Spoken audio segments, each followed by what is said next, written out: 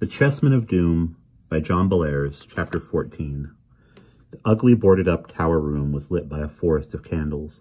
They burned in tall and short holders, in black, crusty candelabra and china dishes, and their yellow, smoky flames flickered in the draught from the open door.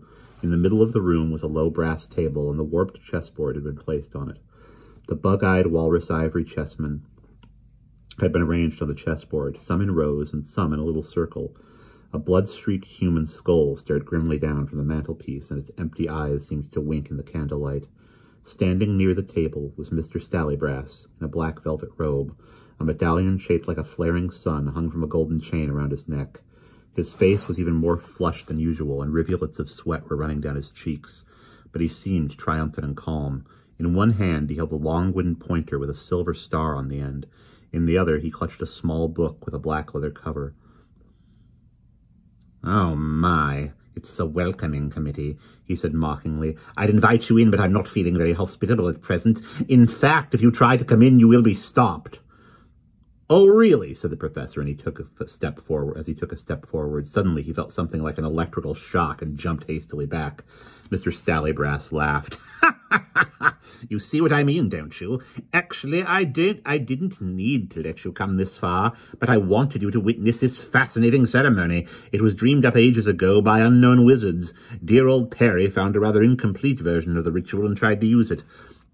The results were not too good, however, and he began writing to me. Well, I rummaged in the basement of the British Museum and came up with a handwritten book of magic from the 12th century. It has a more complete version of the rite, although one or two words are hard to read, but I'll return to that later." He walked forward and tapped the chessboard with his wand. "This new improved version," he went on, "includes the little chessmen you see here, and as you probably have guessed, I pinched them. At first, I thought of working together with Perry on this grand plan, but it occurred to me that he would probably want to stick his silly scheme of frightening people into peacefulness by using the comets." Mr. Stallybrass laughed harshly and walked over to the fireplace. He grinned evilly. "I have a better plan," he continued, "a much better one.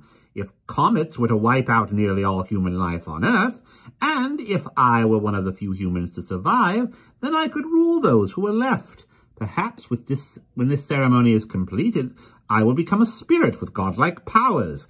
There are some hints of that in the magic book, though they're a bit vague. At any rate, I decided to come up here and poison poor Perry. Then I had to wait around for the planets to be in the proper conjunction. In the meantime, you showed up, you silly little man. You and those loutish boys witnessed my first attempt, but I'm afraid it was not a success. I had misinterpreted some important words in the book. My Latin is not as good as it once was, and the monkish script is very hard to read. I had been using old skulls from long-dead people. Perry had done the same thing. We got them from that vault I locked you in. Well, it seems we were wrong. Last fall, I had the parchment x-rayed and found out that I had been misreading some of the words. What you need, it seems, is the skull of a freshly killed human. So I found someone who wouldn't be missed, pretended to befriend him. And there he is, up on the mantelpiece. It's the man who was driving the taxi. I'm sure you boys remember him." "My lord!" gasped the professor as he put his hand over his face. "How awful!" Mr. Stallybrass laughed harshly. "Ha, ha, ha, ha! Oh, spare me your humanitarian horror, please. You're just like your brother, afraid to do things that will help you achieve greatness."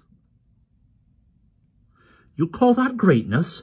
Murdering someone," put in Mrs. Thrip, who was standing right beside the professor. "Murder is wrong, regardless of who does it or what he thinks he'll achieve."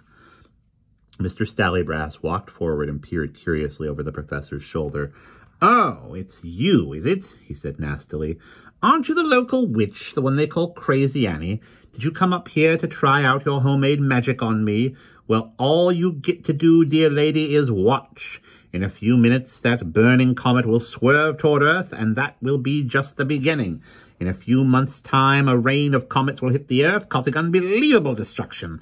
That's a little out of your league, isn't it, dearie?"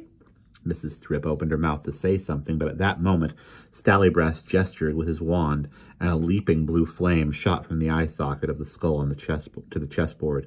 Instantly, the chessmen were lit with green halos of light, and the floor of the room shook.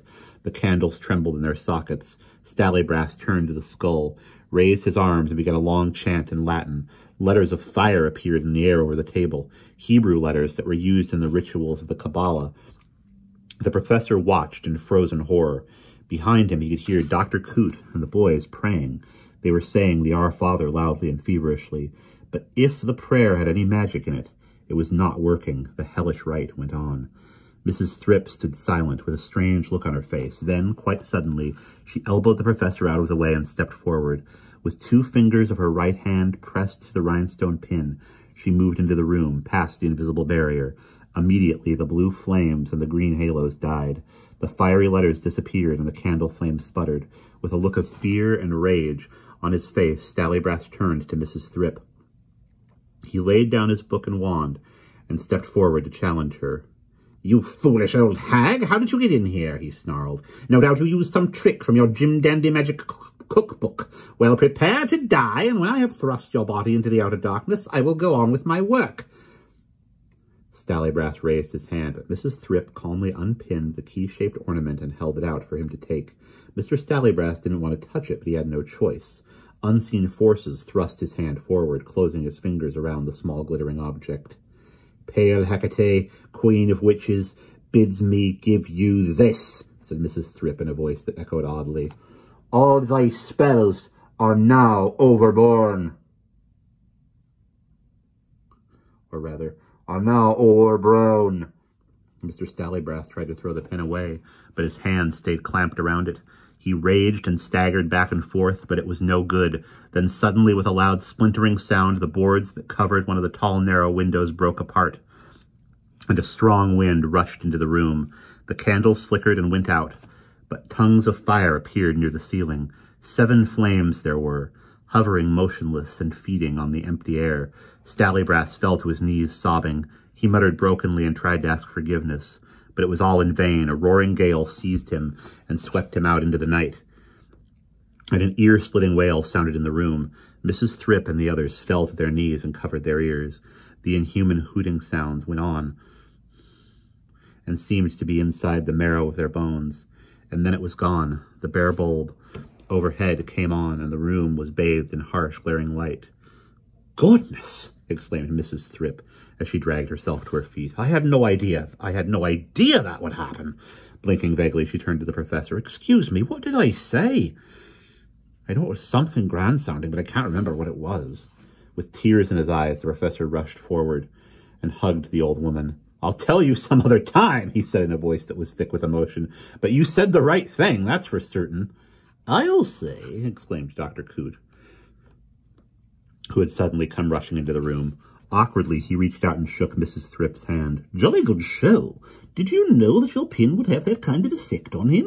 Mrs. Thrip shook her head vigorously. "Good heavens, no. When I stepped into the room, I felt some force outside myself had taken over. I said things that I would never have dreamed of saying in 1,000 years. "Well, however it happened, you did a wonderful job," said the professor exultantly. "I will always remember the look on that rotten man's face when he—" His voice trailed off as he noticed that Mrs. Thrip was not paying attention to him. She was walking back and forth with her head down, and suddenly she let out a sharp exclamation and dropped to her knees. Happily, she raised her hand, and in it was the key-shaped rhinestone pin.